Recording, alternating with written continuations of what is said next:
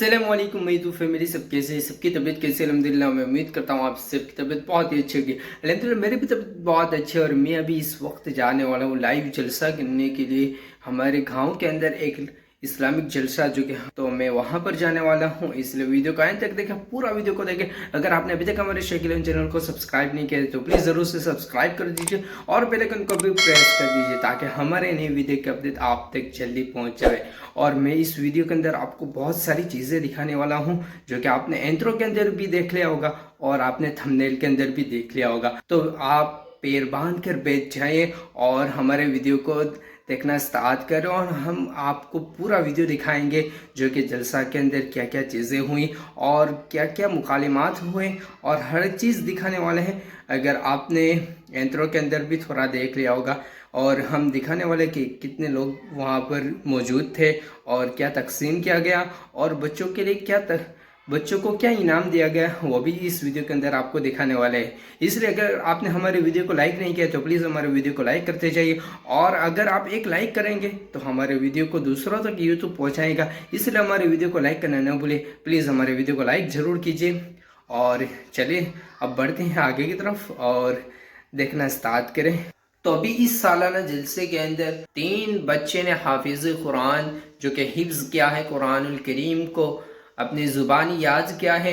देखा है मेरे नबी ने और किसी ने भी देखा नहीं है, सबसे पर्दा है मेरे खुदा का और मोहम्मद से पर्दा नहीं है। रब को देखा है मेरे नबी ने और किसी ने भी देखा नहीं है, सबसे पर्दा है मेरे खुदा का और मोहम्मद से पर्दा नहीं है। मर्तबा मदीना मुनव्वरा की तरफ हुई। अस्सलामु अलैकुम। वालेकुम अस्सलाम व रहमतुल्लाहि व बरकातुहू। माशाअल्लाह। સલામ વરહમતુલ્લાહિ વબરકાતુહુ। કેમ છો દિલાવરભાઈ? તબિયત પાણી તો સારા છે ને? હા રસુલભાઈ, હા બધું બરાબર જ છે। દિલાવરભાઈ, આમ તો મારે પંચાયત કરવાની આદત નથી પણ તમે મારા દોસ્ત છો એટલે પૂછું છું, કોઈ તકલીફમાં છો કે શું? રસુલભાઈ, વાત એમ છે ને કે આવતા મહિને મારા દીકરાના લગ્ન છે અને નાના છોકરાનો જન્મદિવસ છે। ઘરના બધા જીત લઈને બેઠા છે કે લગ્ન તો ધામધૂમથી જ કરવા છે અને જન્મદિવસ પણ કોઈ પાર્કમાં જ ઉજવવાનું કહે છે। તો એમાં ગભરાવાનું શું? ઘરના બધા મજા કરો અને લોકોને પણ મજા કરાવો, પણ આના માટે પાસે રૂપિયા કે દિરહમ ડોલર તો હોવા જોઈએ ને। હું દિલાવરભાઈ, નામ દિલાવર અને કામમાં કંજૂસી કરો છો? દિલાવરભાઈ, રૂપિયા તો હાથનો મેળ છે, આજે છે ને કાલે નથી। કોઈની પાસેથી વ્યાજ લઈ લો પછી આપી દેજો। અરે વ્યાજે પૈસા લેવા હરામ છે, મને બધી ખબર પડે છે, પણ પરિવાર અને તેમની નારાજગીનું શું કરવું અને આપણે ક્યાં વારંવાર લેવા છે? એકવાર લઈ લ્યો, લગન પછી હસ્તે હસ્તે ભરી દેવાના। અને એક વાત કહું સાથે સાથે, લગન અને બર્થડે માં વોટ પડવો જોઈએ। હા, પણ આટલા બધા રૂપિયા આપશે કોણ? અરે દિલાવરભાઈ, તમે તો સાવ ભોળા છો, કોઈની પાસેથી ઉછીના લેવા હોય તો ના મળે પણ વ્યાજ આપવા વાળા એક ગોતો ને 1000 મળે 1000। એવું એમ છે કોઈ તમારા ધ્યાનમાં? હા છે તો ખરા, પણ એમાં મારું 2% કમિશન થશે। એ તો તમે મારા દોસ્ત છો એટલે, બાકી હું 5% કમિશન લઉં છું। કોની પાસેથી? બોલો કેટલા જોઈએ છે? પેલા દલા શેઠ બેઠા જ છે ને, 5 લાખ રૂપિયા। પણ સાથે સાથે એક વાત કહું, મને પણ આમંત્રણ આપજો, ભૂલી ન જતા હો પાછા। અરે હા બેટા, રસૂલ દાદાને કદાવત આપી દે।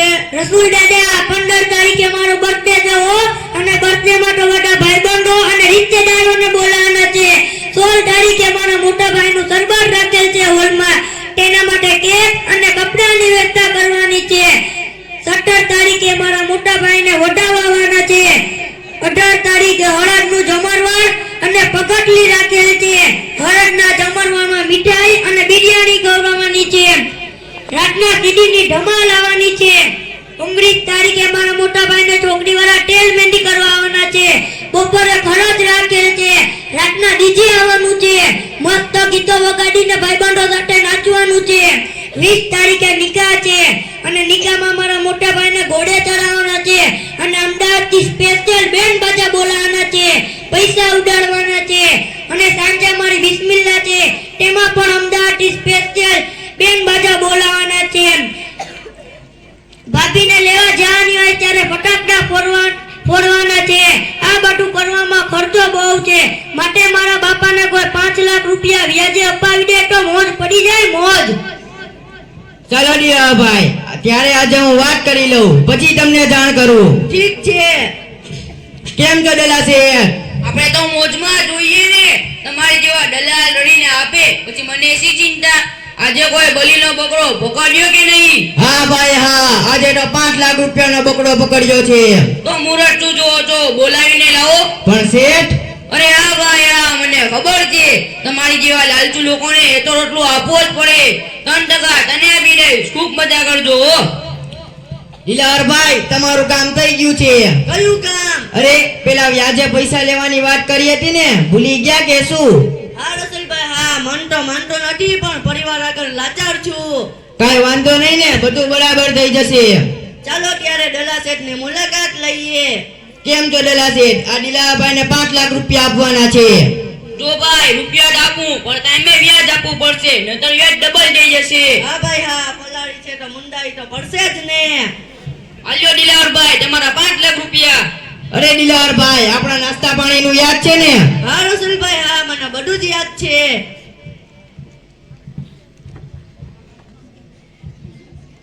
અરે આ તો મારો બચપનનો દોસ્ત દલો છે. અરે તું કાસુ ને? હા ભાઈ હા.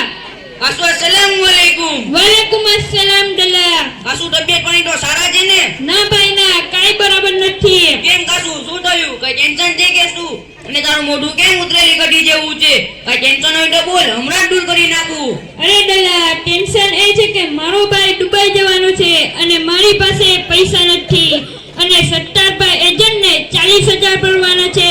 દલા, મને કોઈ પૈસા નથી આપતું અને ગામમાં તારી ઓટો થાય છે કે દલો બધા એને ઉછીના પૈસા આપે છે, એટલે મને પણ થયું કે હું પણ ઉછીના પૈસા લઈને સત્તારભાઈ એજન્ટને ભરી દઉં, જેનાથી મારું કામ થઈ જાય. ના ભાઈ ના, હું કોઈને ઉચીના પૈસા નથી આપતો. હું બધાને વ્યાજે જ પૈસા આપું છું ને, એ જ મારો ધંધો છે.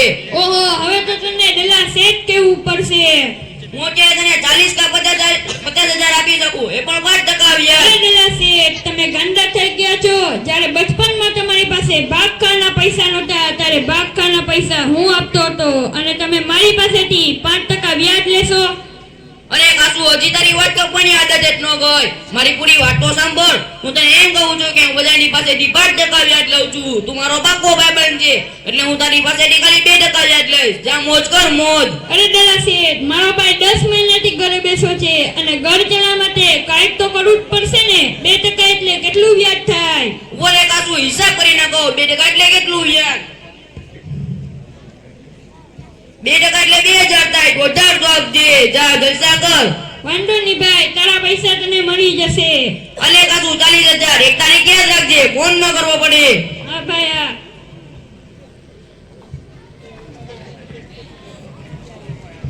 अस्सलामुअलैकुम वरहमतुल्लाहि वबरकातुह.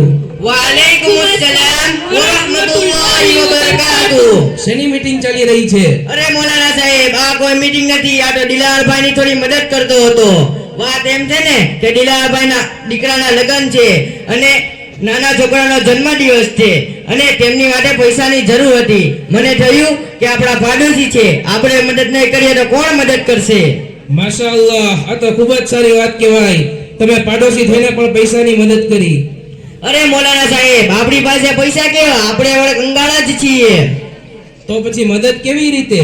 અરે પેલા દલા શેઠ છે ને, તેમની પાસેથી 5 લાખ વ્યાજે અપાવ્યા અને આવા લોકો ના જ કમિશન થી આપણું ઘર ચાલે છે. અરે દિલાવરભાઈ, તમે લોકોએ મોલાના સાહેબને દાવત આપી કે નહીં? અરે હા બેટા, મોલાનાને તો દાવત આપી દે.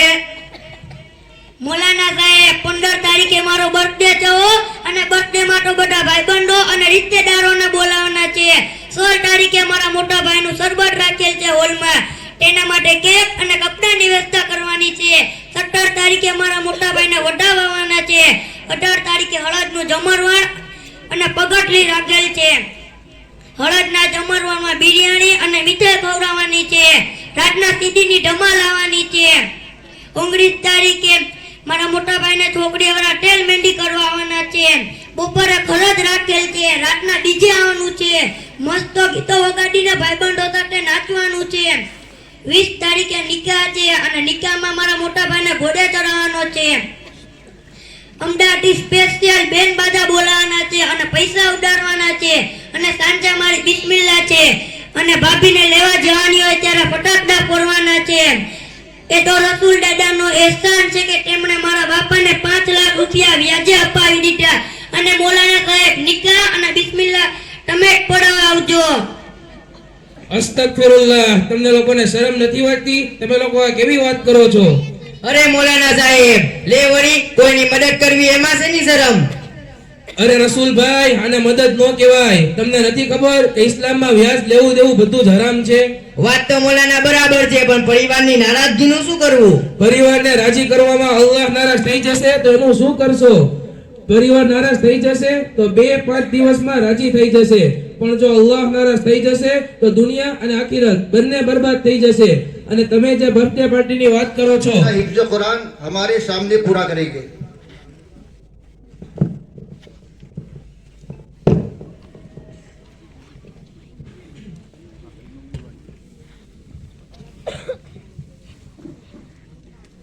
أعوذ بالله من الشيطان الرجيم.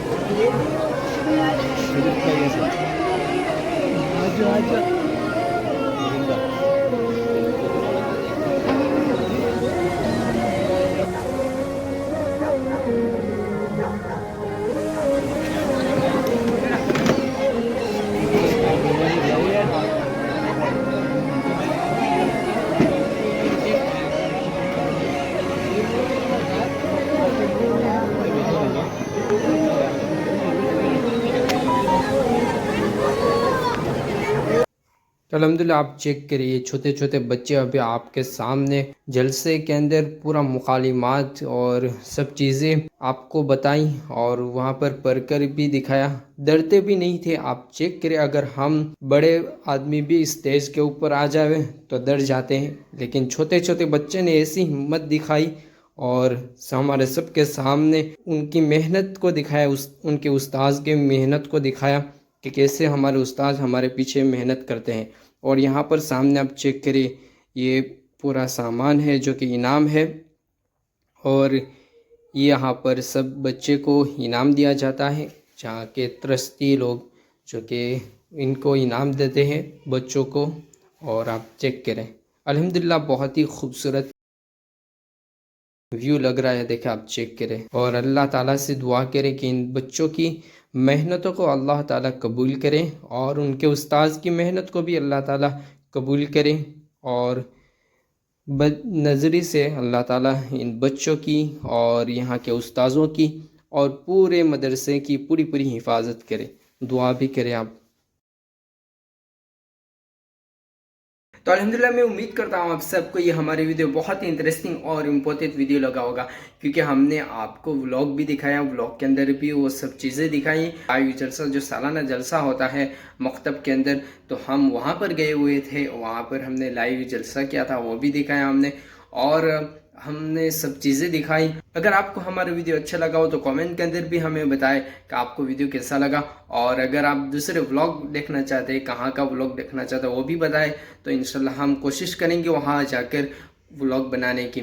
तो इंशाल्लाह तब तक के लिए अपने ख्याल रखें, अपने घर वालों का ख्याल रखें और अपने ईमान की हिफाजत करते हुए चले और नमाजों की भी पाबंदी करें.